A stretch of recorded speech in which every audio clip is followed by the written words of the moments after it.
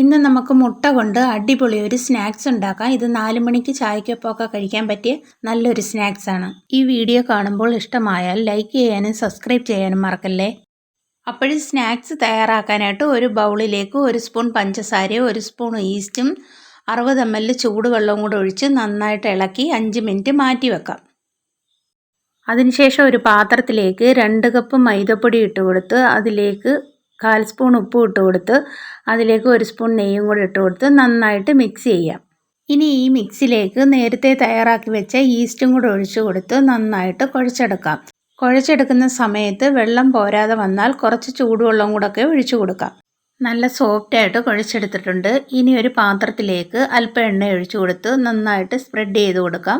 അതിലേക്ക് നമ്മൾ കുഴച്ച് വെച്ച മാവും കൂടെ വെച്ച് കൊടുത്ത് അതിൻ്റെ മുകളിലായിട്ട് കുറച്ചും കൂടെ എണ്ണ സ്പ്രെഡ് ചെയ്ത് കൊടുക്കാം. ഇനി ഇതൊന്ന് അടച്ച് വെച്ച് 1 മണിക്കൂർ റെസ്റ്റ് ചെയ്യാൻ വെക്കാം.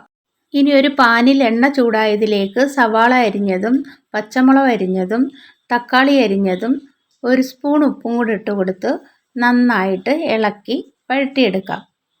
ഈ ഒരു കളർ ആകുമ്പോഴത്തേക്ക് അതിലേക്ക് കുറച്ച് മല്ലിയില ഇട്ട് കൊടുത്ത് ഇളക്കി കൊടുക്കാം.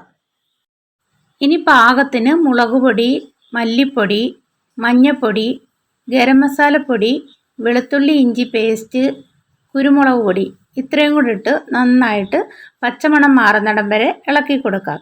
ഇവിടെ നമ്മുടെ ഫില്ലിങ് റെഡി ആയിട്ടുണ്ട്. നേരത്തെ റെസ്റ്റ് ചെയ്യാൻ വെച്ചിരുന്ന മാവ് ഡബിളായിട്ട് ഇവിടെ പൊങ്ങി വന്നിട്ടുണ്ട്. ഇനി ആ മാവ് കൈവെള്ളം വെച്ചൊന്ന് ഉരുട്ടിയെടുക്കാം.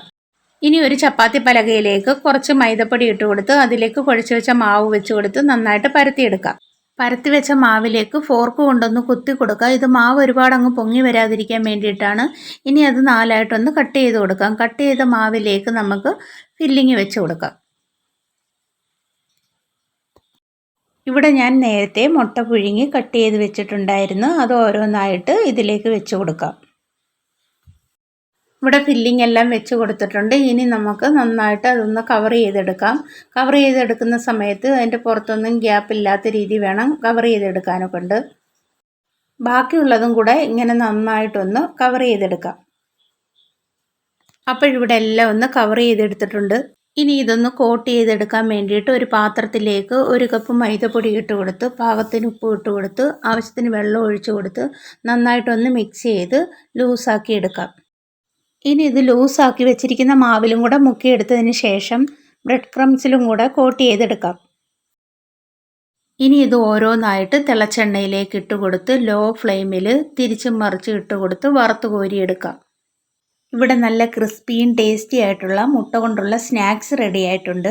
ഇത് വളരെ പെട്ടെന്ന് തയ്യാറാക്കാൻ പറ്റും. മാവ് കുഴയ്ക്കുന്ന ഒരു താമസമേ ഉള്ളൂ. അപ്പോൾ എല്ലാവരും ഒന്ന് ട്രൈ ചെയ്ത് നോക്കണേ. ഒപ്പം ഫീഡ്ബാക്ക് അറിയിക്കാൻ മറക്കല്ലേ.